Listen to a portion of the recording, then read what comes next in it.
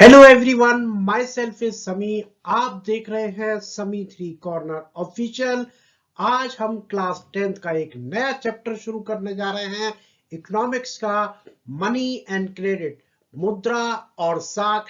बहुत ही इंटरेस्टिंग, बहुत ही इंफॉर्मेटिव ये चैप्टर होने जा रहा है। देखते रहिए। क्लास 10th का इकोनॉमिक्स का चैप्टर मनी एंड क्रेडिट यानी मुद्रा और साख। इस चैप्टर के अंदर हम क्या पढ़ने जा रहे हैं, सबसे पहले वो आपको बता दें। बिल्कुल, हम आपको बताएंगे। सबसे पहले हम बताएंगे money as a medium of exchange, विनिमय के माध्यम के रूप में पैसा क्या होता है, पैसा क्या होता है ये भी आपको बताएंगे। मॉडर्न फॉर्म्स ऑफ मनी ये भी आपको बताएंगे। और बैंकों में ऋण की गतिविधियां होती हैं, एक्टिविटीज होती हैं, उसके बारे में बताएंगे। और दो अलग अलग क्रेडिट स्थितियों का भी जायजा लेंगे। इसके साथ बताएंगे क्रेडिट की शर्तें। इसके बाद बताएंगे आपको भारत में औपचारिक क्षेत्र के ऋण कौन से होते हैं। और बताएंगे आपको formal, informal credit, who gets what, औपचारिक और अनौपचारिक साख किसे क्या मिलता है। और self group for the poor, गरीबों के लिए स्वयं सहायता समूह के बारे में आपको बताएंगे। और अंत में समिंग अप करेंगे इस चैप्टर का। तो देखते रहिए क्लास 10th का ये चैप्टर, मनी एंड क्रेडिट, मुद्रा और साख। तो सबसे पहले हम बताएंगे मुद्रा यानी रुपया, पैसा। कहते हैं ना, बाप बड़ा ना भैया, सबसे बड़ा रुपया। ये आपके सामने मौजूद हैं कुछ करेंसी नोट, कुछ सिक्के, जो कि मॉडर्न फॉर्म ऑफ जो है हमारी इकोनॉमी के अंदर जो है चल रहे हैं। यानी पैसा कैसे जो है वर्क करता है और इसका क्या काम होता है, ये आप अच्छे से देखिएगा। अब देखिए पैसा क्या काम करता है। आप जो है पैसा लेकर के जाते हैं, रुपए लेकर के जाते हैं, दुकान पे जो है पहुंचते हैं। और आप अपनी मन मर्जी के हिसाब से आपकी आवश्यकता जो होती है वो सामान आप जो है खरीदते हैं। और बदले में उस दुकानदार को क्या देते हैं, पैसा देते हैं यानी रुपया देते हैं। तो यानी मनी ऑफ एक्सचेंज यानी जो है medium of exchange. Money is anything that act as medium of exchange.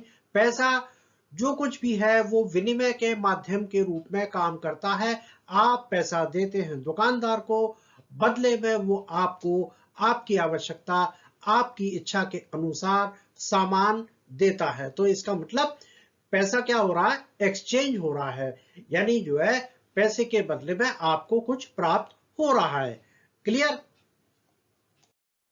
अब बताएंगे हम आपको कि ये पैसा जो है एकदम तो जो है शुरू नहीं हो गया। प्राचीन काल के अंदर हम जो है वस्तुओं का विनिमय करते थे। और वो वस्तुएं हो सकती थी हमारा अनाज, वो हो सकते थे हमारे पशु। और बदले में हम जो है सामान जो है खरीदते थे क्या लेते थे।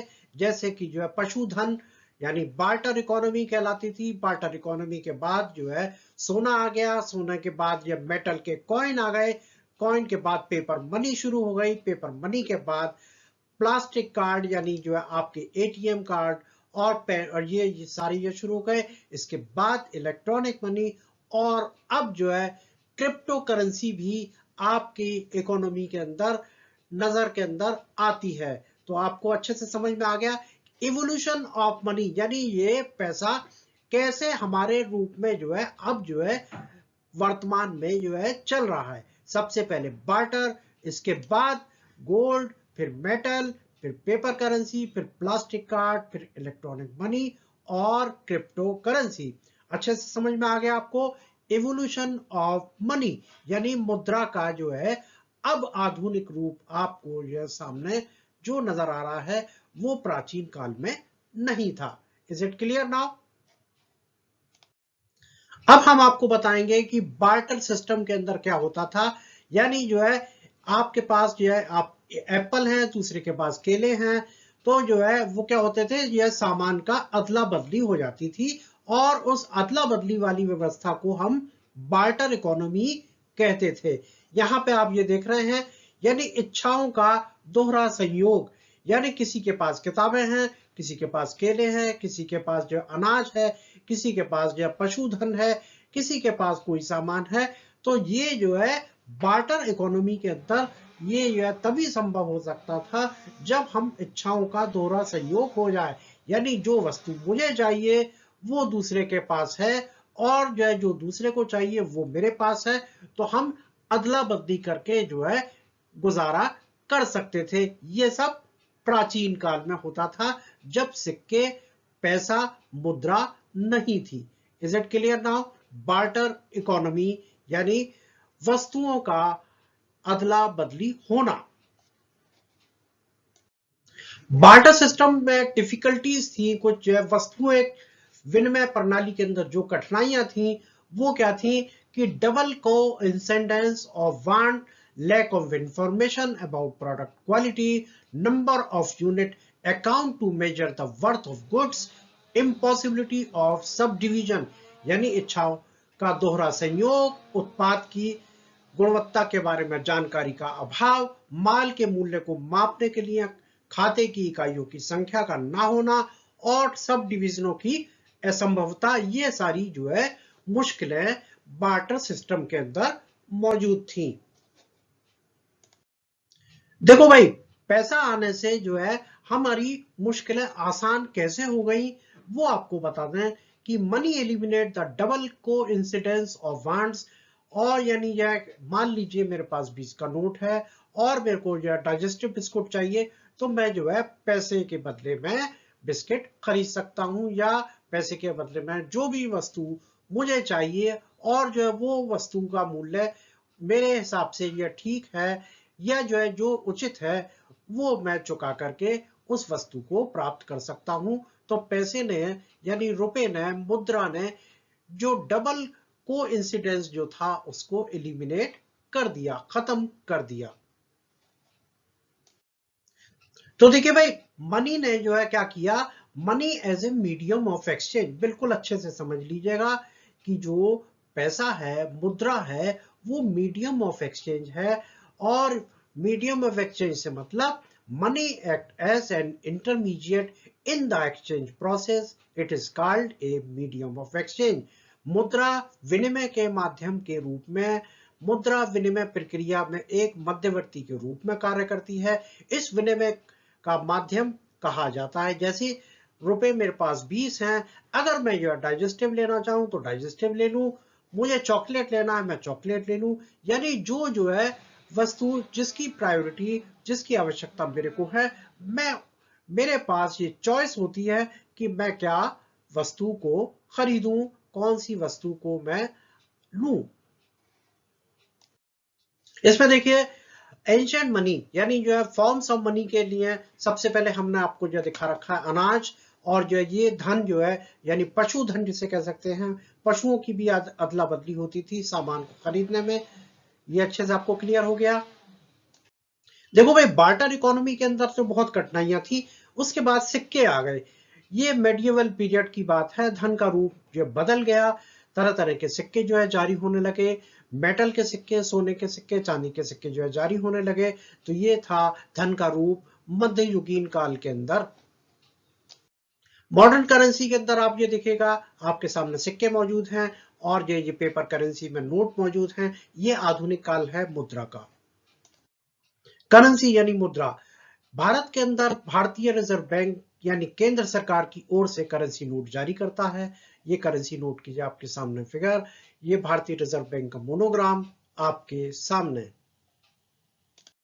किसी अन्य व्यक्ति या संगठन को मुद्रा जारी करने की अनुमति नहीं है। ये कुछ और आपके सामने करेंसी नोट मौजूद है, तरह तरह के डिनोमिनेशन के नोट आपके सामने, 2000 का, 500 का, 200 का, 50 का, 20 का, 10 का, और सिक्के जो हमारे जो है इकोनॉमी में चल रहे हैं। मुद्रा का एक और रूप यानी पेपर करेंसी में जो है चेक जो है बैंक की तरफ से जो है जारी किया जाने वाला जो है एक इंस्ट्रूमेंट होता है, और उस इंस्ट्रूमेंट से जो है जो व्यक्ति को जो है पेमेंट करनी होती है वो जो है खाताधार अपने अकाउंट से जो है पेमेंट कर सकता है चेक के द्वारा किसी पार्टी को। ये देखिए चेक का एक सैंपल, भारतीय स्टेट बैंक का एक चेक है। इसके अंदर जो है ये इंफॉर्मेशन आपको दिखाई दे रही है। ये यहाँ पे जो है चेक का एक नंबर होता है, और ये जो है ये वाला जो आपको जो है MICR कोड कहलाता है। इस MICR कोड में बैंक की पूरी इंफॉर्मेशन होती है, कौन सी बैंक का चेक है, कौन सी ब्रांच है, क्या उसकी लोकेशन है, ये सब जो है पूरी इंफॉर्मेशन इस कोड में होती है। यहाँ पे जो है रकम भरी जाती है अंकों में, यहाँ पे जो है शब्दों के अंदर लिखा जाता है, यहाँ पे खाता धारक जो है साइन करता है। ये जो है जिस व्यक्ति का जो है चेक होता है उसका जो है ये अकाउंट नंबर यहाँ पे लिखा हुआ होता है। ये पूरा आपके सामने चेक का एक नमूना मौजूद है। Is it clear now? मुद्रा को ही और एलोबरेट करते हुए आपके सामने मौजूद है। ये स्टेट बैंक का जो है मोनोग्राम आपको दिखाई दे रहा है। ये जो है बैंक का एक काउंटर, जिसमें जो है जमा करने वाला पैसा जमा करता है और जो है रिसीव करता है। उसके साथ साथ जो जरूरतमंद होते हैं बैंक उनको जो है ऋण भी प्रदान करता है, और यह धनराशि को ट्रांसफर करने का काम भी ये करते हैं। बैंकों की ऋण गतिविधियां यानी लोन एक्टिविटी ऑफ बैंक कौन कौन सी होती हैं? लोगों से जमा स्वीकार करना, जरूरतमंदों को ऋण प्रदान करना और धनराशि का ट्रांसफर करना। एक अकाउंट से दूसरे अकाउंट में ही मनी ट्रांसफर होती है, तो वो भी बैंक का जो है ही काम है, वो बैंकों के जरिए ही संभव हो पाता है। Is it clear now? बैंकों की गतिविधियों को और आगे जो है एलाबोरेट करते हुए हम आपको बताते हैं कि बैंक जो है अपनी जो है जमा राशि का लगभग 15% नगद के रूप में जो है उनको रखना पड़ता है।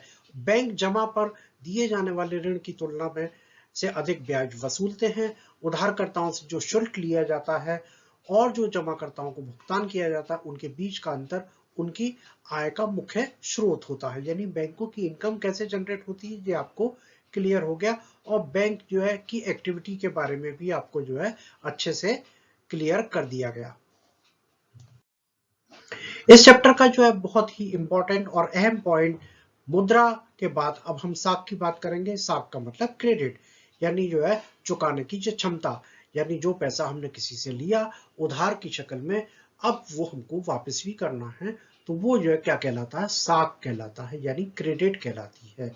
तो क्रेडिट क्या है? Credit is a loan, refer to an agreement in which the lender supply to the borrower with money, goods or services in return of the promise of the future payment. Credit ऋण एक समझौते को संदर्भित करता है जिसमें ऋणदाता भविष्य के भुगतान के वादे के बदले में उधारकर्ताओं को धन, सामान और सेवाओं की आपूर्ति करता है। ये किसान ने जो है अपने खेतों के लिए, बीज लेने के लिए, खाद लेने के लिए या और जो है सामग्री जो आवश्यक होती है उनको जो है जुटाने के लिए बैंक से कर्जा लेता है। अब हम बात करेंगे कि जब क्रेडिट उपयोगी है या नहीं। एक व्यक्ति ने अपने जो है शोरूम खोलने के लिए जो है कर्ज जो है लिया बैंक से, और जो है शोरूम खोला और उससे जो उसकी आमदनी हुई उसने बैंक का भी जो है कर्जा जो है चुकाया, और साथ में जो है उसने जो है अपनी भी आमदनी की। तो ये उसके लिए क्रेडिट क्या हुआ? एक उपयोगी साबित हुआ। दूसरी सिचुएशन ये देखिए, किसान ने जो कर्जा अपने खेतों के लिए लिया, उसकी फसल जो है बारिश की वजह से खराब हो गई, बारिश नहीं हुई या सूखा पड़ गया, या जो है कोई और जो है मुसीबत हो गई, उसकी वजह से जो उसने कर्जा बैंक से लिया उस कर्जे को चुकाने में भी वो असमर्थ हो गया, तो उसके लिए क्रेडिट उपयोगी साबित नहीं हुआ। Is it clear now? तो दो सिचुएशन आपको क्लियर की हमने। तो जी अब हम बात करेंगे कर्ज का जाल। अब ये कर्ज का जाल क्या होता है? ये एक ऐसी स्थिति होती है जिसमें व्यक्ति एक कर्ज के जो है दुष्चक्र में फंस जाता है। एक कर्जा लेता है, वो जो है चुका नहीं पाता, तो उस कर्जे पुराने कर्जे को जो चुकाने के लिए एक नया कर्जा ले लेता है, और उसके बाद जो फिर उस जो दूसरे कर्जे को जो चुकाने के लिए तीसरा कर्जा ले लेता है, तो वो कर्ज के जो जाल में फंस जाता है। उसे हम कहते हैं कर्ज का जाल या debt trap. Is it clear? अब हम बात करेंगे कोलेटरल सिक्योरिटी यानी जमानत की सुरक्षा।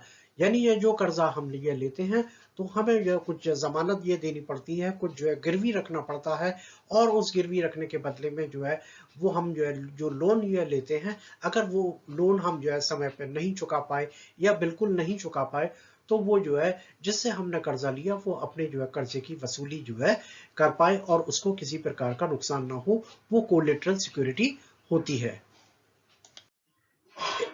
इसके बाद हम बात करेंगे क्रेडिट की शर्तों के बारे में। क्रेडिट की शर्तें क्या क्या होती हैं, कोलेटरल सिक्योरिटी होती है, इंटरेस्ट रेट कितना है, डॉक्यूमेंटेशन कितना है, मोड ऑफ रीपेमेंट कितना है, यानी कर्ज जो है कितने किश्तों में जो है चुकाया जाएगा उसका तो यह तरीका, और उसकी ब्याज की दर क्या होगी, ये जो है क्रेडिट की जो है शर्तें कहलाती हैं।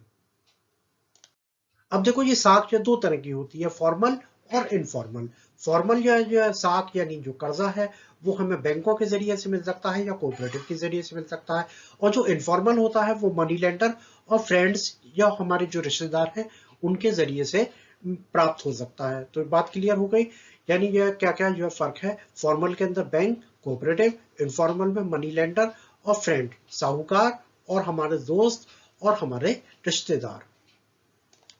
अब बात करेंगे जी फीचर क्या क्या होते हैं जो अनौपचारिक या कर्ज के। इसमें हाई रेट ऑफ इंटरेस्ट होता है, repayment is not easy, no documentation, उच्च ब्याज दर, चुकौती आसान नहीं होती और कोई दस्तावेज नहीं होता। ये होती है इनफॉर्मल क्रेडिट के जो है जो सुविधाएं होती हैं उनके जो फीचर हैं, कि इसमें रेट ऑफ इंटरेस्ट बहुत ज्यादा होता है, रीपेमेंट आसान नहीं होता, और यह साथ में डॉक्यूमेंटेशन नो डॉक्यूमेंटेशन, यानी किसी प्रकार का जो है चिट्ठी पत्री या कागज जो है नहीं भरवाए जाते।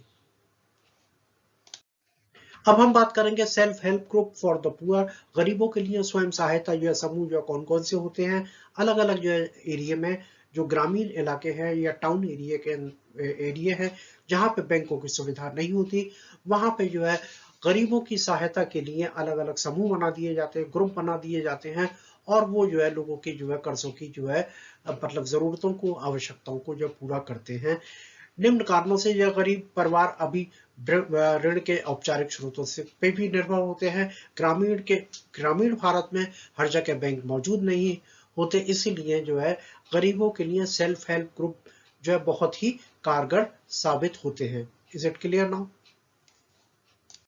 अब देखिए इन जो सेल्फ हेल्प जो ग्रुप का जो फायदा क्या होता है, उधारकर्ताओं को यह जो जो लोन की जो जरूरत होती है, उनकी कोलेटरल जो मतलब जो सिक्योरिटी की बात होती है उनको भी यह मदद करने में दूर करता है।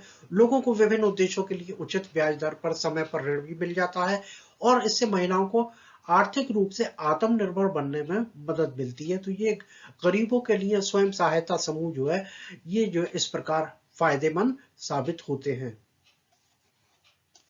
इस चैप्टर की एक और इंटरेस्टिंग जो है बात, हम आपको जो बात कर रहे हैं ग्रामीण बैंक ऑफ बांग्लादेश। बांग्लादेश के अंदर एक ग्रामीण बैंक की जो है का जो है मतलब गठन हुआ, और इसके जो संस्थापक जब प्रोफेसर मोहम्मद यूनुस, उन्होंने ग्रामीण बैंक का जो स्थापना की 2006 की बात है, और इस 2006 के जो है में उनको इस पर कार्य के लिए नोबेल पुरस्कार भी जो मिला। बांग्लादेश का ये ग्रामीण बैंक उचित दरों पर अपनी ऋण आवश्यकताओं को पूरा करने के लिए, गरीबों तक पहुंचने के लिए सबसे सफलता की कहानियों में से एक है। 1970 के दशक में एक छोटी सी परियोजना के रूप में ये शुरू हुआ, और 2018 में ग्रामीण बैंक के बांग्लादेश में फैले लगभग 81,600 गांवों में 9 मिलियन से अधिक यह सदस्य इसके अंदर ये मौजूद थे। लगभग सभी कर्जदार महिलाएं थीं और समाज में सबसे गरीब वर्ग थे। इन कर्जदारों ने साबित कर दिया कि न केवल गरीब महिलाएं विश्वसनीय कर्जदार है, बल्कि यह भी कि कई तरह की छोटी आय पैदा करने वाली गतिविधियों को सफलतापूर्वक शुरू और चला सकती हैं। तो इसलिए आपको बिल्कुल अच्छे से क्लियर हो गया। बहुत ही इंपॉर्टेंट कभी कभी जो है इसके बारे में भी है सवाल भी आ जाता है कि ग्रामीण बैंक जो है बांग्लादेश का जो है गठन कैसे हुआ और इसको किसने गठित किया। Is it clear now? तो इस तरह जो है ये चैप्टर जो हमारा जो है फिनिश हो रहा है, और जो है आपको अच्छे से जो हर पॉइंट हमने जो क्लियर कर दिया, बता दिया, समझा दिया, क्लियर कर दिया कि मुद्रा क्या होती है, साख क्या होती है, और साख के फायदे क्या होते हैं, मुद्रा के क्या फायदे होते हैं, और क्या क्या जो है हमें जो है इसके जो है लाभ हमारी अर्थव्यवस्था से हमको जो है प्राप्त होते हैं। Now is it clear now? तो इस अध्याय से हमने मुद्रा के आधुनिक रूपों और बैंक प्रणाली से जुड़े हुए जितने भी जो है सवाल हैं उनकी तरफ ध्यान दिया। एक तरफ जमा करता होता है, वो अपना पैसा बैंकों में रखते हैं, अपनी से पैसे की या सिक्योरिटी के लिए, दूसरी तरफ कर्जदार होते हैं जो इन बैंकों से कर्जा लेते हैं, आर्थिक गतिविधियों के लिए ऋण या ऋण की आवश्यकता को पूरा करते हैं। और क्रेडिट विभिन्न स्रोतों से उपलब्ध है, या तो औपचारिक स्रोत है या अनौपचारिक स्रोत है, ये आपको अच्छे से क्लियर हो गया होगा। Now the chapter completed. Thanks for watching and understanding this chapter. बहुत ही इंटरेस्टिंग चैप्टर था, बहुत ही आसान चैप्टर था और परीक्षा के दृष्टि से बहुत ही इम्पोर्टेंट था। तो thanks for watching. Thank you very much. Thank you very much.